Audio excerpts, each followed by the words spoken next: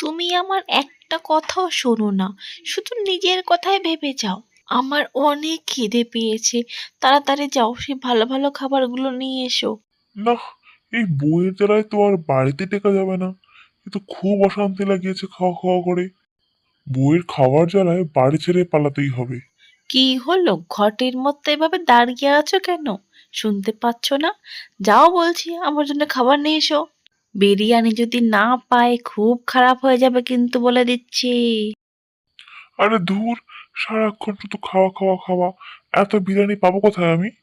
এত খাওয়া খাওয়া করলে কিন্তু আমি বাড়ি ছেড়ে চলে যাব, আর কখনো ফিরবো না। আরে শোনো, চললে কোথায়? মদন বইয়ের জ্বালায় অতিষ্ঠ হয়ে বাড়ি ছেড়ে বেরিয়ে যায়। গঙ্গার তীরে এসে আবার মন্টু ভাইয়ের সঙ্গে দেখাও হয়ে যায়। বলি, কি হে মন্টু ভাই, একা একা বসে আছো কেন নদীর তীরে? মন খারাপ নাকি গো? হ্যাঁ, তা একটু আছে বলতে পারো, তবে বিশেষ কিছু নয়। তো তুমি এখানে কি মনে করে? আর বলো না গো, এই বউটার জ্বালায় আমার বাড়ি টেকা দায় হয়ে গেছে। সারাক্ষণ শুধু বিরিয়ানি দাও, এ দাও, তা দাও। এত আমি কোত্থেকে দিই বলো তো? আরে মদন, বুঝলে না, ওটা হলো বয়সের দোষ। তোমার বউ এমনিতে একটু ছেলে মানুষ, এইটুকু তো আবদার করবেই বলো।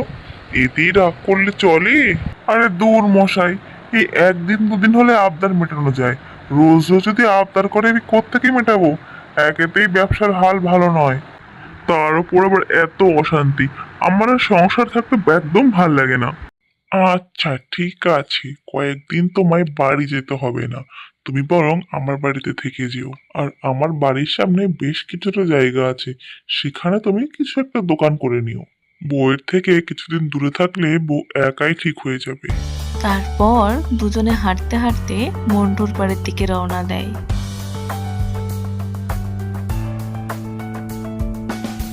কই গগিন্নি, কোথায় গেলে? দেখো কাকে নিয়ে এসেছি। এই ভর দুপুর বেলা কাকে আবার নিয়ে এলে তুমি? চেনা চেনা লাগছে। আরে আমাদের প্রতিবেশী মদন দা গো। যাও গিন্নি, তুমি কিছু খাবার দিয়ে দাও, একটু বিশ্রাম নিক বেচারা, বড্ড ক্লান্ত। না না, মন্টুদা, বৌদি, আপনারা কেউ আমার জন্য ব্যস্ত হবেন না প্লিজ, আমার খুব খারাপ লাগবে। তারপর মন্টুর বাড়িতে খাবার খেয়ে মদন বিশ্রাম নেয়।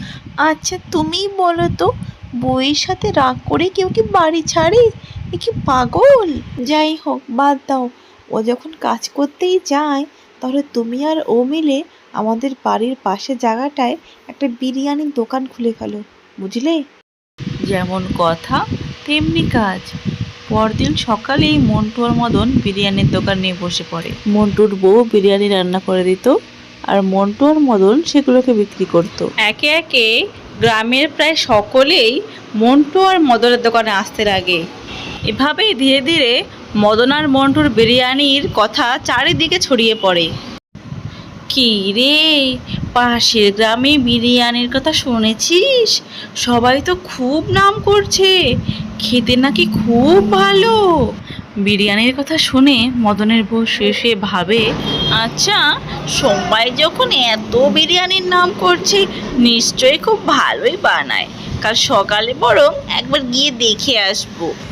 বরটারও তো কোনো খবর নেই, যদি একটু খোঁজ পাওয়া যায়। রোজকার মতো সেদিনও মন্টু আর মদন বিরিয়ানি নিয়ে বসে পড়েছে। এদিকে সকাল হতে না হতেই মদনের বউ এসে হাজির হয় সেই বিরিয়ানির দোকানে।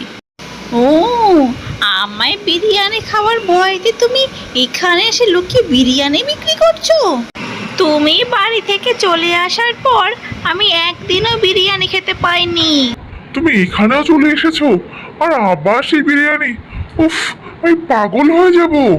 মদনের কোনো কথার উত্তর না দিয়েই মদনের বউ গপ গপ করে তার প্রিয় বিরিয়ানি খেয়ে ফেলে।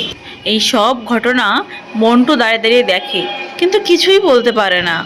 দেখো, আমরা সবাই সাধারণ মধ্যবিত্ত মানুষ, তাই আমাদের অত লোভ করলে চলে না। তোমার বিরিয়ানি খেতে ভালো লাগে সে খাও, কিন্তু অল্প খাও। সব খেয়ে নিলে হবে কি করে বলো? আমাদের স্বামীদের তো কর্তব্য সংসার চালানো, এবার আমরাই যদি সব খেয়ে নিই, তাহলে সংসারটা চলবে কিভাবে বলো তুমি? ব্যাস, দেখো ভাই, রাগ করো না, তোমার জন্যই তো তোমার স্বামী সংসার ত্যাগ করেছে। এবার তুমি যদি একটু সহযোগিতা না করো তাহলে তোমার সংসার যে টিকবে না।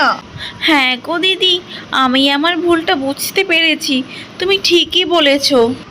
আর আমি কখনো এমনটা করব না, এই সবাইকে কথা দিচ্ছি। কি গো, এইবার তো বাড়ি ফিরে যাবে, আর আমি বিরিয়ানি খাওয়ার বায়না করব না তোমার কাছে। কিছুদিন পর মন্টু আর তার বউ তাদের বাড়ির সামনে বিরিয়ানি আর পিৎজার দোকান দেয় আর খুব সুখে শান্তিতে বসবাস করে।